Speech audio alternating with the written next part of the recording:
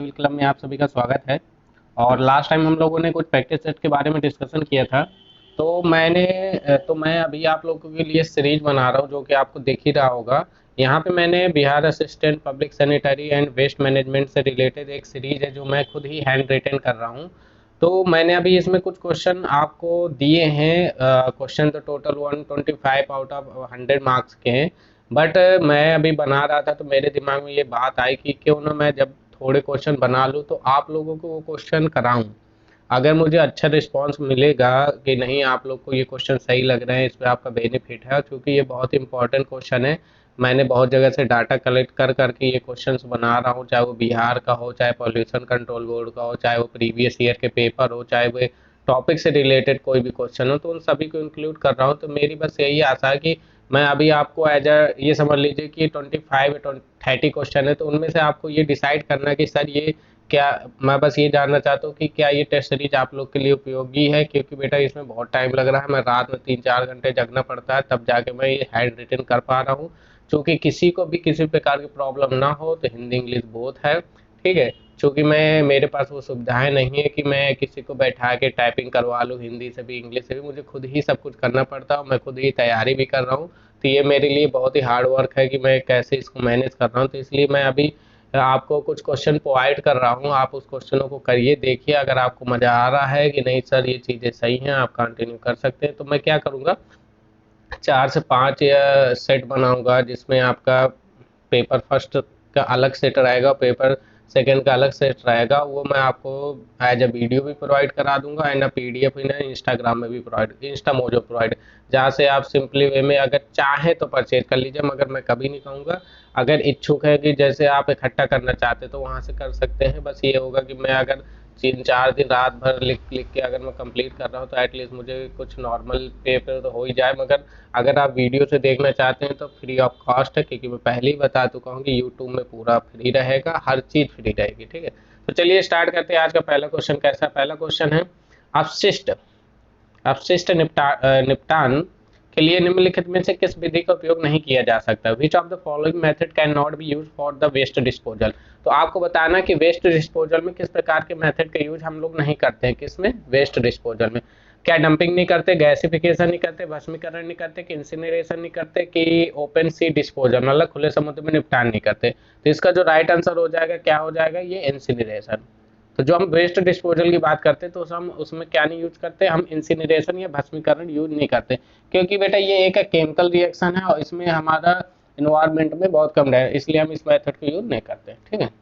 1 minute, क्या पूछ रहा है इसमें, अपशिष्ट निपटान के लिए निम्नलिखित किस विधि का उपयोग नहीं किया जाता। देखिए बेटा, 1 मिनट, इसका रॉन्ग आंसर है 1 मिनट।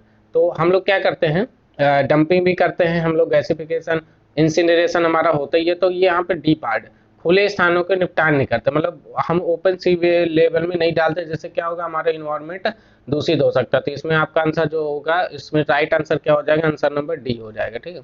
चलिए नेक्स्ट, निम्नलिखित में से कौन निम्नलिखित में से कौन अकार्बनिक और कार्बनिक दोनों, मतलब विच of the following is the both organic and inorganic material या प्रॉपर्टी। क्या सीवेज स्लज है, तरल क्रिस्टलीय है, पैक्टिक गैस है, अर्ध क्रिस्टलीय है, या इनमें से कोई नहीं है, एक से अधिक है। तो इसका जो राइट आंसर होगा क्या होगा, आप लोग अपने कॉपी नोट्स में लिखते जाइए और फिर मैच करिएगा कि आपका आंसर सही आ रहा है कि नहीं आ रहा है, ठीक है। और उसी अनुसार फिर हम लोग आगे बढ़ते जाएंगे। तो चलिए आप लोग आंसर दीजिए इसका पहले।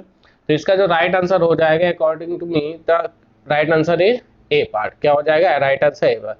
मैंने आपको बताया था जब टॉपिक बताया था कि सीवेज स्लज एक ऐसा पार्ट होता है जो कि उसमें बायोडिग्रेडेबल और नॉन बायोडिग्रेडेबल दोनों टाइप के वेस्ट होते हैं। तो ये दोनों में आ जाता है, ऑर्गेनिक और इनऑर्गेनिक दोनों मटेरियल में, ठीक है। चलिए नेक्स्ट क्वेश्चन की ओर चलते हैं। निम्नलिखित में से कौन सा तापमान भस्म के लिए इष्टतम है। Which of the following temperature is the optimum for the incineration. 900 to 1100 degree Celsius, 100 to 110, 90 to 110 and 100 to 1100 degree Celsius, ठीक है। यहाँ पे बेटा 1100 है, ये दो जीरो नहीं है, ठीक है। यहाँ पे ये जीरो नहीं है, 1100। तो इसका जो राइट आंसर होगा बताइए, इसका राइट आंसर क्या होगा। ये मैं क्वेश्चन हो सकता है कि जब मैंने आपको टॉपिक कराया तब मैंने आपको लिखवाया हो, इंसिनरेशन का टेम्परेचर कितना होता है, कितना वेरी कर सकता है। तो इसका जो राइट आंसर होगा, आंसर नंबर ए हो जाएगा, ए के साथ चला जाएगा। इंसिनरेशन का जो ऑप्टिमम टेम्परेचर होता है 900 to 1100 डिग्री सेल्सियस होता है, ठीक है। चलिए नेक्स्ट क्वेश्चन की बात करते हैं। नेक्स्ट क्वेश्चन नंबर 4 कह रहा है निम्नलिखित में से कौन सा एरोबिक पाचन की विशेषता नहीं है? Which of the following is not the characteristic of aerobic aerobic digestion? कम गिरावट दर, उच्च गंध उत्सर्जन, कचड़े की संकीर्ण उपयुक्तता उपचार के बाद, या low degradation, high order emission, narrow sustainability stop, post treatment, none of these, more than one. तो इसका जो राइट आंसर हो जाएगा क्या हो जाएगा? इसका जो राइट आंसर होगा ये आपका आंसर नंबर डी होगा, पोस्ट, क्या होगा answer number D, post treatment. ठीक है, तो हमें क्या है कि जो हमारे एरोबिक में जो करेक्टरिस्टिक है वो पोस्ट ट्रीटमेंट नहीं आते, उसके अलावा ये सभी आते हैं। लो डिग्रेडेबल वेस्ट आता है आपका, और साथ ही साथ आपका हाई ऑर्डर इमिशन भी आता है, उसका नैरो स्टेबिलिटी ऑफ वेस्ट भी आता है, बट उपचार के बाद नहीं आता। ठीक है, ये प्रोसेस नहीं होता। चलिए नेक्स्ट क्वेश्चन में चलते हैं। नेक्स्ट क्वेश्चन कह रहा है अपशिष्ट उपचार के दौरान प्लास्टिक की बोतलें और प्लास्टिक के डिब्बे जैसी बड़ी वस्तुओं को किसके द्वारा हटाया जाता है? During waste water treatment the large object like plastic bottles, plastics and can are removed by bar screen, filtration, aeration, chlorination, none of these, more than one. तो इसका जो राइट आंसर जाएगा किसके साथ चला जाएगा? आंसर नंबर ए के साथ। तो याद रखिएगा जितनी प्रकार के प्लास्टिक वगैरह को हम जो रिमूव करते हैं उसे बार स्क्रीनिंग कहते हैं। अगर मैं आपको बता दूं कि प्रोसेस क्या होता है, तो मैं जब आपको टॉपिक कराया था तो मैंने आपको बताया था कि पहले आपका क्या होगा, अगर मैं शॉर्ट में लिख के बताऊं, पहले बार स्क्रीनिंग होगा। बार स्क्रीनिंग के बाद आपका कलेक्शन होता है, वेस्ट वाटर को कलेक्ट करते हैं, कलेक्ट करने के बाद फिर स्क्रीनिंग करते हैं, स्क्रीनिंग करने के बाद प्री सेडिमेंटेशन करते हैं, प्री सेडिमेंटेशन के बाद हम लोग सेकेंडरी सेडिमेंटेशन करते हैं, सेकेंडरी सेडिमेंटेशन के बाद फिर अगेन स्क्रीनिंग करते हैं। ठीक है, तो ये एक प्रोसेस होता है वेस्ट वाटर। उसका नेक्स्ट क्वेश्चन चलते हैं। जून 2015 में चौथे सप्ताह में दो उद्यमियों ने नए नगर निकायों के बीच कचरा प्रबंधन पर समझौता किया था। In the fourth week of the June 2015 where was the agreement of waste management between two entrepreneur on and several civic bodies. ठीक है, तो ये क्वेश्चन मैंने थोड़ा प्रीवियस ईयर का डाल दिया है। तो इसका आंसर है गुजरात, महाराष्ट्र, केरल, असम, इनमें से कोई नहीं एक सदस्य। इसका जो राइट आंसर जाएगा बेटा असम के साथ जाएगा। किसके साथ जाएगा? इसका राइट आंसर जाएगा असम। ठीक है, तो असम इसका क्या हो जाएगा? राइट आंसर हो जाएगा। अगर मैं बात करूँ असम की, अगर मैं थोड़ी डिटेल देना चाहूँ तो इसके सीएम अभी कौन है? सर्बानंद सोनोवाल। और उसके बाद गवर्नर की बात की जाए तो गवर्नर है आपके जगदीश चंद्र मुखी। क्या है आपके? जगदीश चंद्र मुखी। Next question, question number 7। अस्पताल से निकलने वाले ठोस कचरे को किस प्रकार वर्गीकृत किया जाता है? हजार्डन, नॉन हजार्डन, कंपोस्टेबल और कंबस्टेबल, या एक से अधिक, मोर देन वन। तो इसका राइट आंसर बताइए क्या हो जाएगा? 7, क्वेश्चन नंबर 7 का राइट आंसर। तो इसका जो राइट आंसर हो जाएगा क्या हो जाएगा? ये मैं पढ़ा चुका हूँ क्वेश्चन, ये करा भी चुका है। इसका राइट आंसर होगा हजार्डन वेस्ट। ठीक है, नेक्स्ट क्वेश्चन चलते हैं।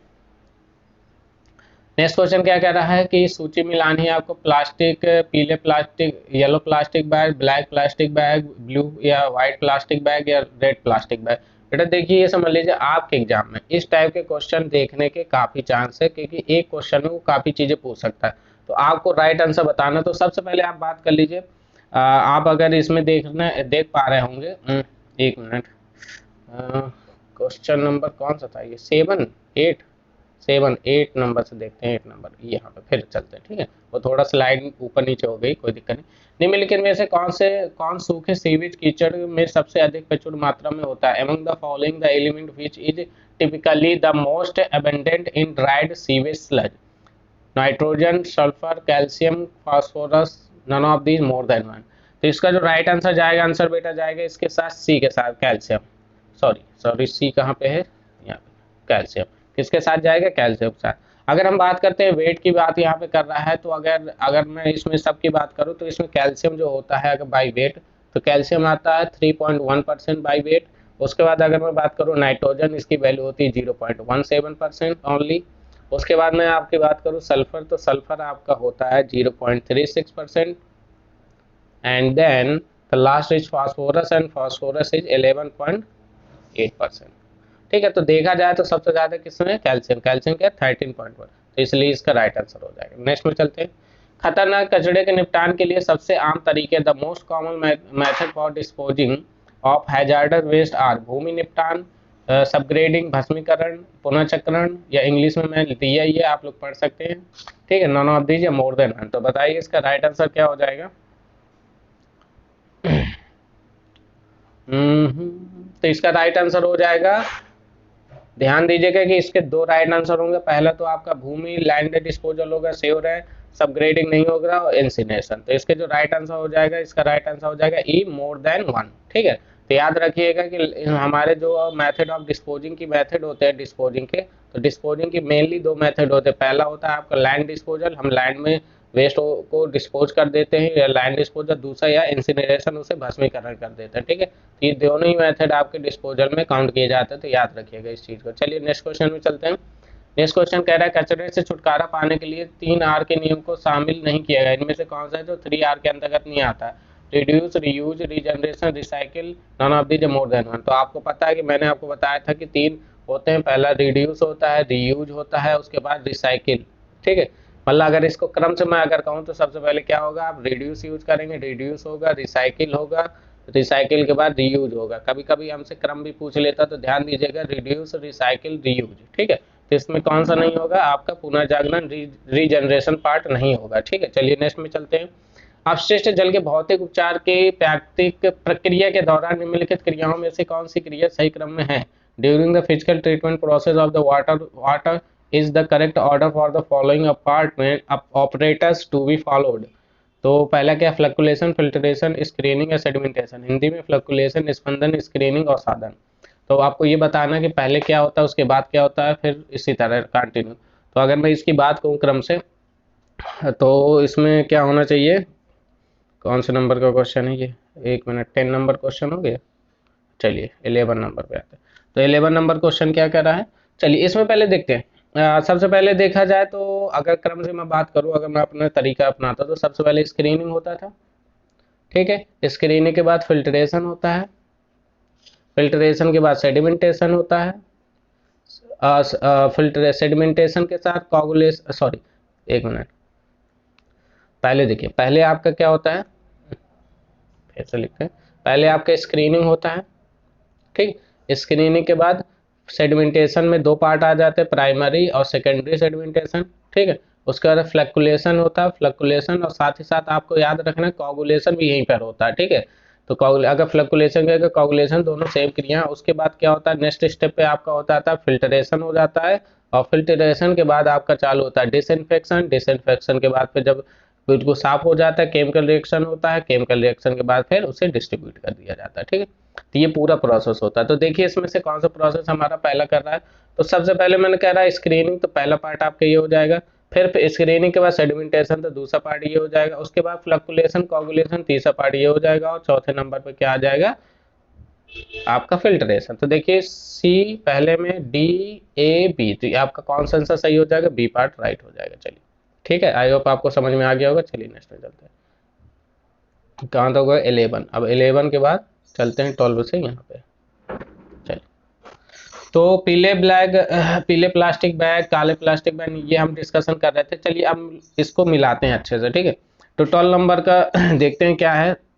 सॉरी, तो सबसे पहले बात करते हैं ब्लैक प्लास्टिक, पीले प्लास्टिक बैग। तो मैंने आपको बताया था कि जो आपका लैंडफिल से निपटान के लिए जो यूज होते हैं वो कौन से होते हैं, हम लोग के पीले प्लास्टिक बैग। ठीक है, उसके बाद एक minute, sorry sorry sorry sorry, जो काले प्लास्टिक बैग होते हैं ब्लैक, वो किसके लिए होते हैं, लैंडफिल के लिए यूज होते हैं। ठीक है, क्लियर है। उसके बाद जो भस्मीकरण ऑफ गहरे अंत्येष्टि या इंसिनरेशन डीब्यूरल से होता है, ये आपका हो जाता है येलो प्लास्टिक बैग्स यूज करते हैं। उसके बाद जो हमारा कौन सा नंबर है ये, तो थर्ड वाला नीला and white, blue and white, ये आपका जाता है माइक्रोवेव से रिलेटेड जो भी आपके वो होते हैं वेस्टेज, उसमें जाता है। उसका red plastic bag autoclaving and रासायनिक उपचार के लिए। ठीक है, तो इसके अकॉर्डिंग कौन सा सही होना चाहिए, देखिए पहले का दूसरा, पहले का दूसरा, ठीक है, दूसरे का सॉरी, दूसरे का पहला और पहले का दूसरा, ठीक है, ये पार्ट मिल रहा है। उसके बाद तीसरे का चौथा, ठीक है, और चौथे का तीसरा, ठीक। तो आपका कौन सा पार्ट हो जा रहा है, सी पार्ट आपका राइट हो जा रहा है। चलिए नेक्स्ट क्वेश्चन में चलते हैं। भारत के पहले ई कचरा क्लीनिंग उद्घाटन कहाँ किया गया था, पश्चिम बंगाल, आंध्र प्रदेश, तमिलनाडु, मध्य प्रदेश, इनमें से कोई नहीं है, मोर देन वन। तो चलिए इसका आंसर बताइए। इसका जो राइट आंसर है बेटा मध्य प्रदेश। ठीक है, मध्य प्रदेश में भी कहाँ किया गया था, तो आप लोग याद रखेंगे मध्य प्रदेश के भोपाल में। कहाँ किया गया था, मध्य प्रदेश के भोपाल में। ठीक है, चलिए नेक्स्ट क्वेश्चन चलते हैं।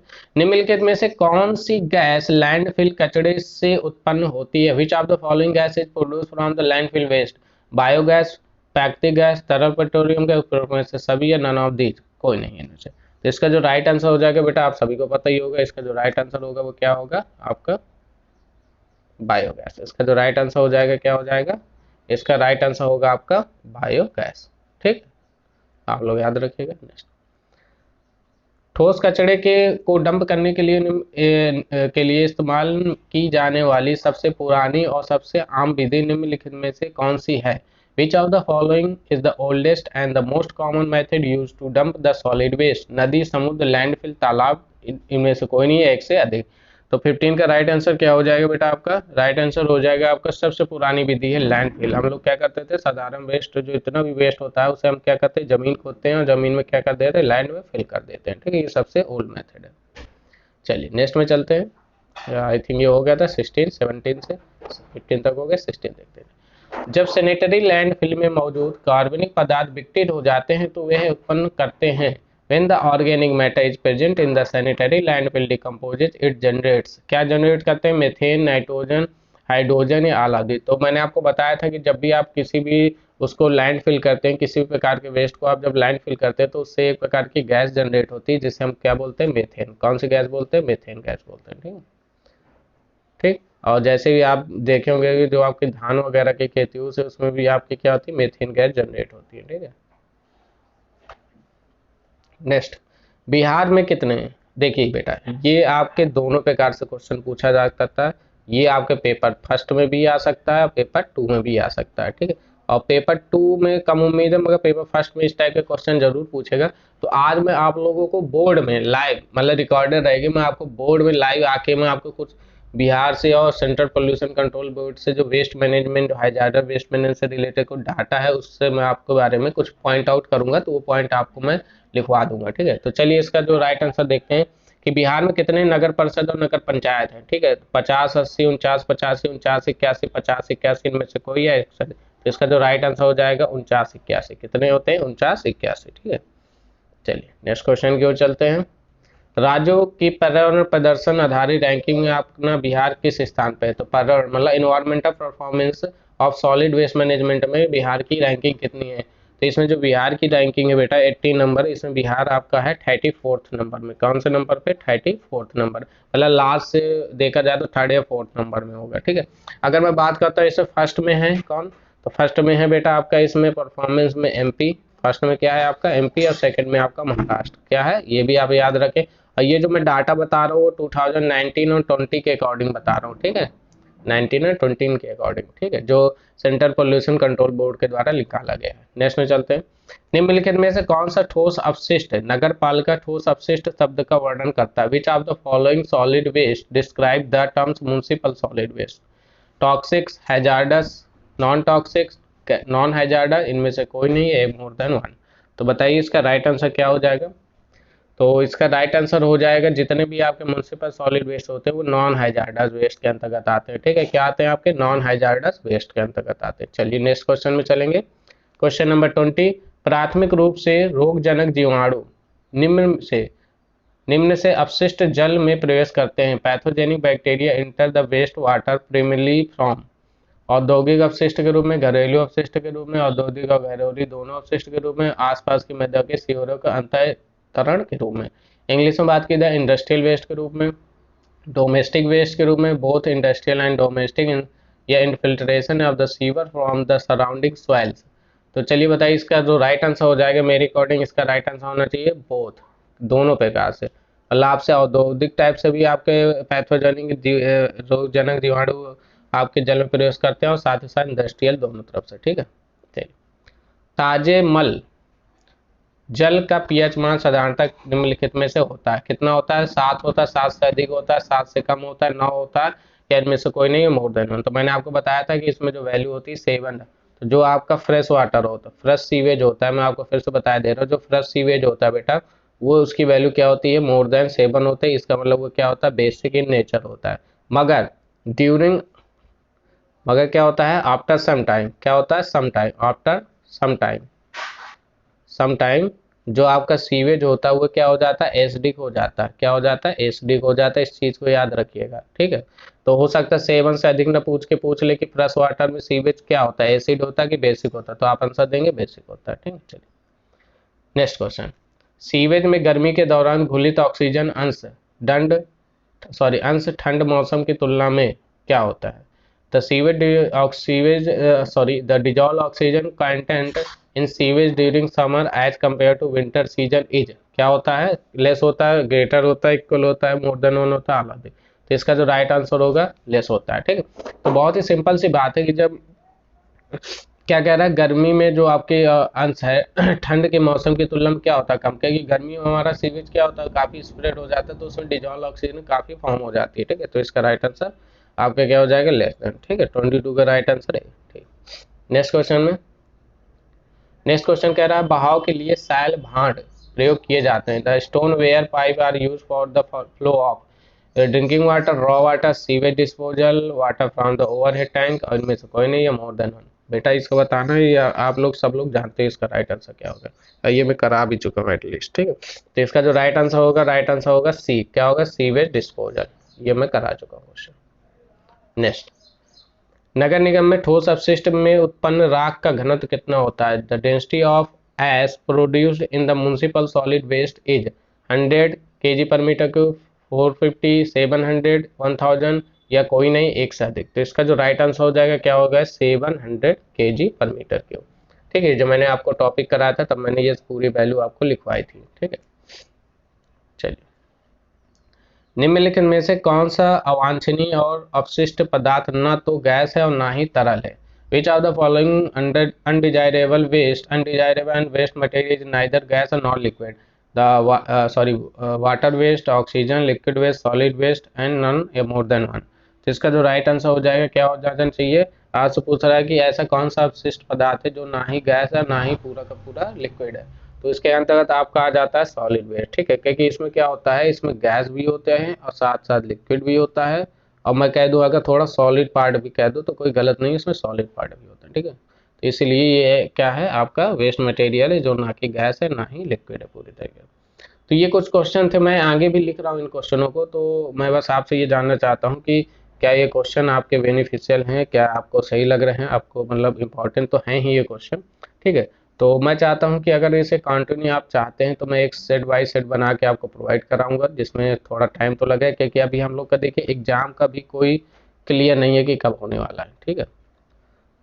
ओके, तो आज का कैसा लगा वीडियो आप लोग कमेंट बॉक्स में जरूर लिखिएगा, क्वेश्चन कैसे रहें, ठीक है। चलिए आज के लिए इतना ही, थैंक यू, धन्यवाद।